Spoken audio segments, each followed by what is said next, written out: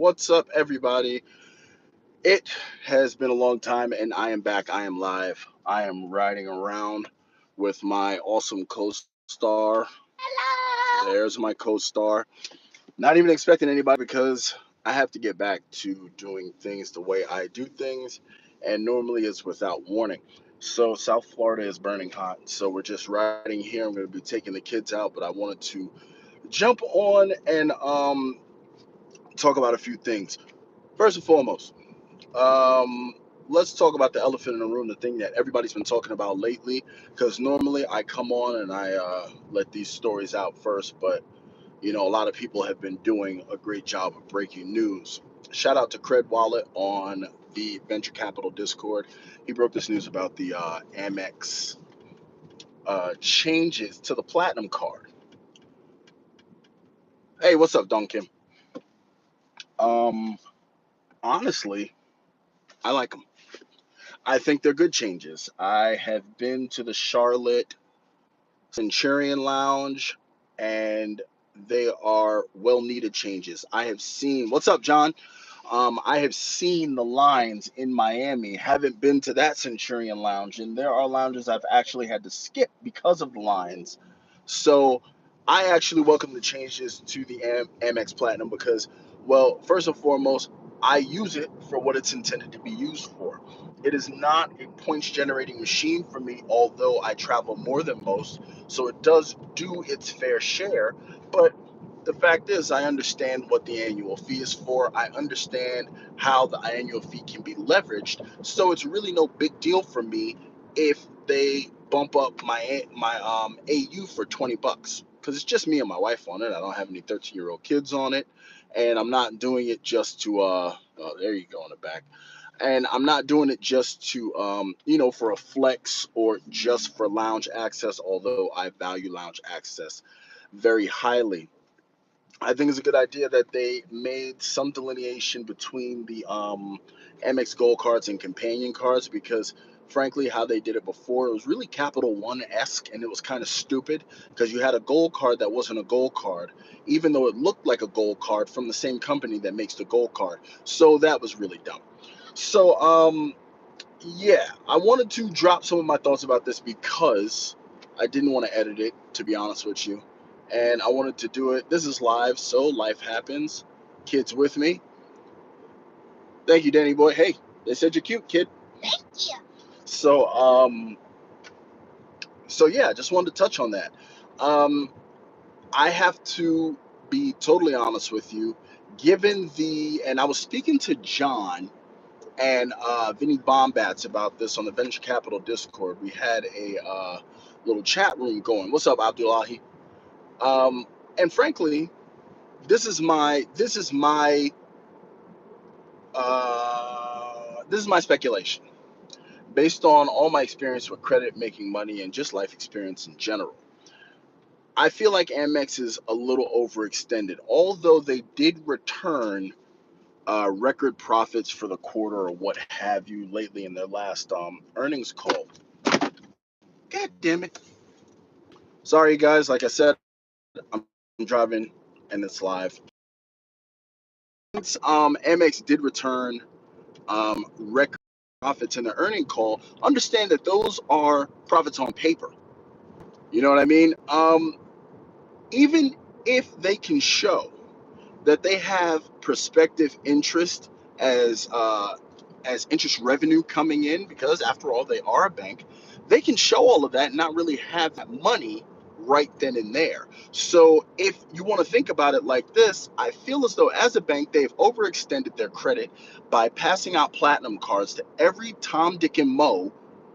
They were handing out platinum cards like candy during COVID, during COVID Alpha, Bravo, COVID Omegatron, and all the variants of COVID. They were handing out platinum cards through there, and so now you have a bunch of people, tons of 20 somethings, tons of 30 somethings, who make $40,000 a year, and they're not getting their interchange fees. So now you pick up a $695 card. The company has put out call it 2,500 through partnerships. If you amortize it per card, 2,500 via partnerships with other companies plus Amex offers in order to offer the $695 card. Everybody and their mother has it, but no one's using it. Or they're using it for all the wrong things because the platinum card is just their dedicated McDonald's card. And I know I'm being a little facetious there, but that's some of the things that we have to consider. So now, what do you do in that case, right? You got a bunch of prospective clients, but the prospective clients aren't showing the profitability that you need. Well, first thing you got to do is understand that it's easier and more cost effective to squeeze more money out of your current clients than it is to accept new ones.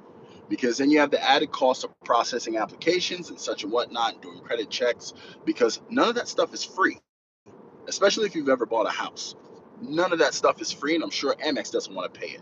Or how does Eric Gao say it? AMX. AMX doesn't want to pay that. So shout out to Eric Gao. Him and Anthony Venture had an awesome live the other day. Actually, it was yesterday. But Amex doesn't want to pay that. So what do? Now all of a sudden you start seeing pop-up jail, because also if your current clientele starts getting more cards within your ecosystem and you have to pay them more subs, guess what? Amex has to pay that. I mean, so what they're doing now is they're locking people out and simultaneously locking people in. So now you got a bunch of people trying to get around pop-up jail, like John has been trying to do everything he can. He's an existing Amex customer. And then you have people who have never had Amex cards, people's player twos, and they're in pop-up jail and they have nothing to do with Amex. So that is the first part of their plan, is to stem the tide and maybe, kind of seal up the hemorrhage. So now, in addition to that, now you see that the AU structure has changed. That is smart. So, you can have that, you know, kind of work as a loss leader.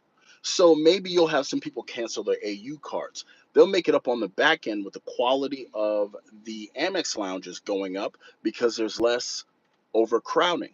Less overcrowding means that your target demographic is going to keep coming into the Centurion Lounge instead of looking for priority pass options or Delta Club options that most people do. I was recently at Dallas Fort Worth, and I went to the Amex Lounge, and it wasn't as horrible as Charlotte, where it was standing room only, but it was definitely crowded. I didn't make it to the Delta Lounge because, I've been to a million Delta Lounges, so I just wanted to try the Centurion in Dallas, and it was okay, but I ain't gonna lie, it could have been better. Let me try to get this phone back up.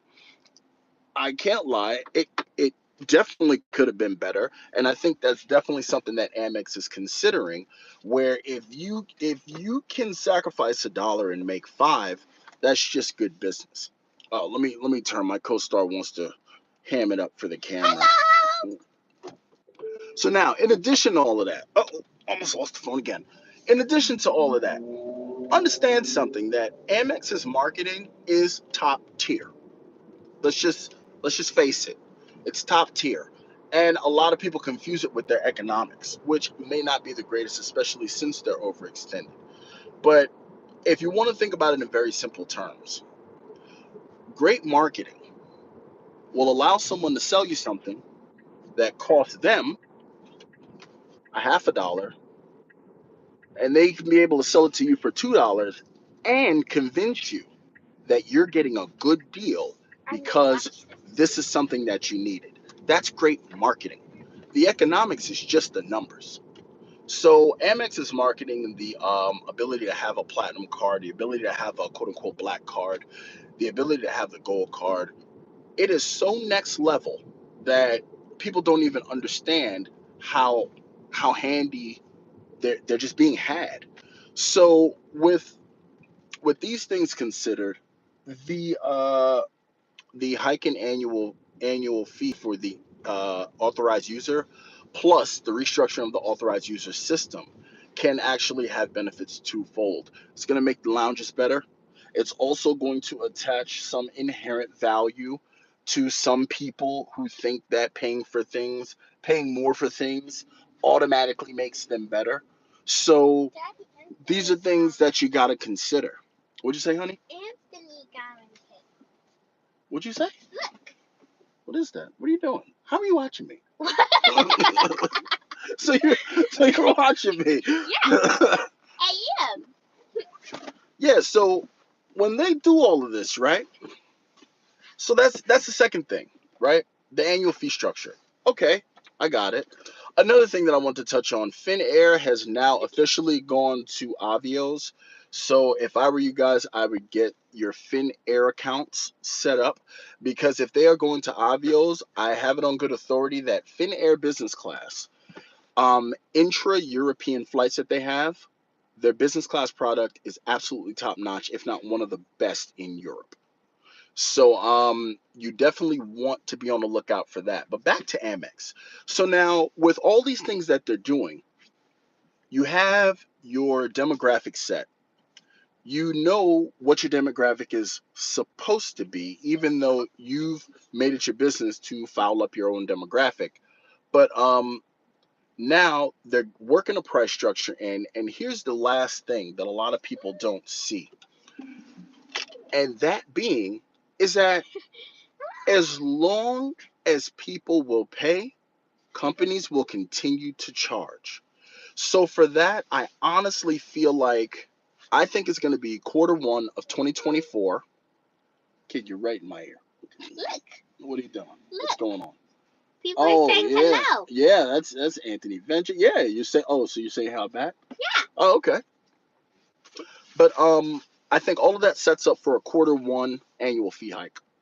I can't even lie to you. I really sincerely think that that is what they're looking at to thin the herd and get back to their core demographic. Understand this. The average Amex Platinum card holder, it has a 7-figure net worth. Those are not my numbers.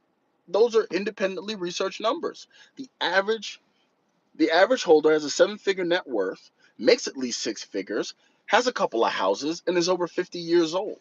And I'm sure that the dilution. Oh, sorry, the wife is. Huh?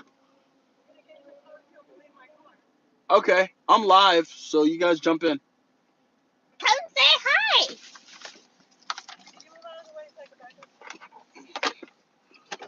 All right, so yeah, your average demographic is what they're trying to get to, and I think they're trying to get back to where they made all of their money. They're trying to get back to really the core group that gave them the most money, high spenders, high earners. I'm trying to back up here. High spenders, high earners. Sweetheart, move back behind me. Okay. Whatever's on the seat, just put it on the ground. Okay then. What's on the seat? Stuff. Oh, jeez. All right, give me a second. Sorry, I'm live. This is the kind of thing that happens. Daddy has a lot of kids. That's why. Here, let me get this stuff out of your way, kiddo. Hello. And get all this stuff out of your way, and you can slide behind me. Okay then. Daddy has a whole lot of kids.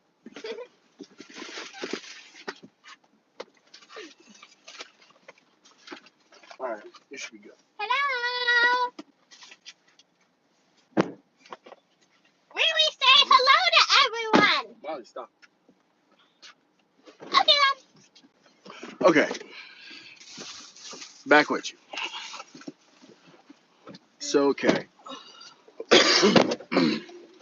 So, back to what I'm saying. They're trying to get back to their core demographic, and this is a great way for them to do so. So, I see a annual fee hike coming Q1 2024, but even if it's not Q1, I feel like we're not going to get to 2025 without Amex raising that annual fee, especially on the platinum card at some point, period. Or what they could do, which would be a smart move, platinum card fee alone and actually raise the fee on the gold card to force their demographic that was on the fence about the platinum card to not fall into the herd into the platinum card. Sometimes you got to think like these businesses, and sometimes that involves actually thinking two or three. steps ahead. Because when we think about one $695 annual fee card, they're thinking in the billions. We got to, you know, how many billions of dollars can we make off of these cards that people are getting and misusing? And how can we then use the people who are misusing their cards in order to subsidize providing benefits for the people who are not misusing or at least using the cards as they're intended? But those are my thoughts about the Amex news. Let's see here. I'd love for the platinum to come in a wooden package like the past and all the exclusivity it used to yield, at least selfishly. Yeah, well, Anthony, I totally agree with your sentiment there. And I sincerely feel like that's what they're trying to get back to. We had a couple of, if you were born, what, between 82 and 88 ish, you've pretty much been through two major financial crises, at least if you've been through COVID and the housing bubble of 2008, or actually three if you count the dot-com bubble of 2000, but you would have been probably a kid then. But the, these are the things that they're trying to do to get back to what it takes to make money and make money with the least amount of effort possible. Whew. Sorry, it's hot. So, yeah, I just wanted to touch base on that. I told you guys about Finnair going to Avios. Like I said, Finnair has a great reputation for the business class product. It is very refined. Understand, you guys, making these accounts are free. So I would highly suggest creating a free Finnair account and understanding that said Avios can be transferred from Qatar Air. And aren't we going to Defy? Yeah, it's in San Luis West. That's not the one in US one? No, that's Urban Air. Uh-huh. Whatever. So, I forget where I was saying this. Yeah, use your transferable avios from Qatar Air and from British Airways, as they are all One World partners. So that's definitely something that you want to do. All right, give me a second because the Vulture put something in there. I want to make sure I get that one. I can see it. No, you can't. Yes, I can. All right, since it would just be me if I was ever to upgrade my gold to platinum, it wouldn't affect me since I have no AUs. Really. If it's me and somebody else, and the $20 isn't that bad. After that, no way. Yeah, I get it. I get it. Especially now being a solo with you, you got the best of Vulture. You got the best part of it because as a solo user, really and truly, these changes don't really affect you at all. It's just anybody who's trying to game up getting into the Centurion Lounge, which I really totally agree with because I'm telling you, some of those places are just crowded. And in the case where Amex doesn't staff the lounge enough, in some cases, like tables go and they're not bussed and stuff like that, and you don't know who's sitting where, and it, just really kind of messes with the sanitation of the place. So I think I am a big fan of what they're doing. I think it's good, even though every year I analyze the Amex card to make sure that it's worth keeping. But I still just think it's a really good idea what they're doing. I think it's for the greater good, personally. But that's just me. But other than that, I sincerely think that there will be a price hike in the annual fee, and I'm telling you, I just that's just how business functions because these annual fees never go down. They always go up. As a matter of fact, Anthony Ventures in here, and he's had the platinum card since it had a 550 annual fee, and now he has actually stuck around for the 695. So these are significant annual fee hikes that they're doing because they are going after a higher earning, a higher net worth caliber. Because I'm telling you, like everybody has a platinum card. Like everybody. There were people who thought they couldn't get an Amex card, period, who now have not only the Amex card, but the highest one that you can personally receive. So I think thinning the herd is probably going to help out a lot. But let me see here.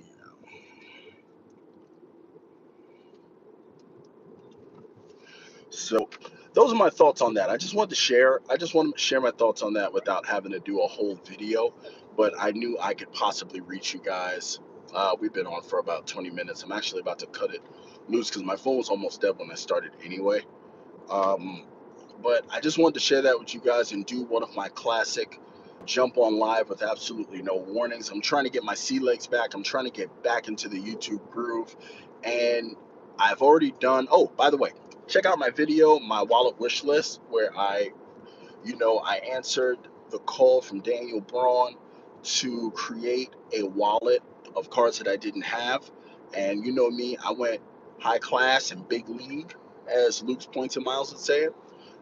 So definitely check that out. Also, I'm going to be getting with my members. I'm going to be doing some members only content soon here because I was on a little hiatus. So if you want to, you can feel free to join the channel. I do unedited, unscripted, uncensored content about current credit card situations, pretty much any subject that anybody wants to talk about. And I'm going to be getting back to the twice a week releases for those. So I just wanted to tell you guys about that. And I'm going to take these kids so they can jump out some of this energy that they have and just spend some time with the family. But I just wanted to jump on a live feed and say what's up to everybody. Hope you guys are enjoying your Sunday. I don't know if anybody else is live, and I hope I didn't step on their toes. But I got some good stuff also that I'm working on, some good ideas that I'm outlining. And, all already at 3,100 subscribers, it's not too long before we hit 5,000. That's really what I'm looking for. And then I got to take that trip to go hang out with Anthony Venture. So looking forward to that. T-minus 2 weeks for Vegas. I'm going to be there. I'm going to be with Luke from Luke's Points and Miles Saturday the 2nd at Italy and Park MGM. We're going to be there around 6 o'clock, so we're just going to be hanging out. Something totally, informal, you know what I mean? And by all means, if you want to hang out, hang out. He's the only person who I will speak for because he has confirmed where he's going to be, so I too will confirm that. But that is it. This is one of the longest goodbyes. I know my phone's about to overheat, so I will catch you guys in the next one. Thank you so much for joining me, all 12 of you. If I wasn't driving, I would do a rapid fire, call everybody out that's in here like Anthony Venture does, because I think it's best to recognize the people who take the time out to be with you. So, but thank you so much, everybody. I appreciate you for coming through, and I will catch you in the next one.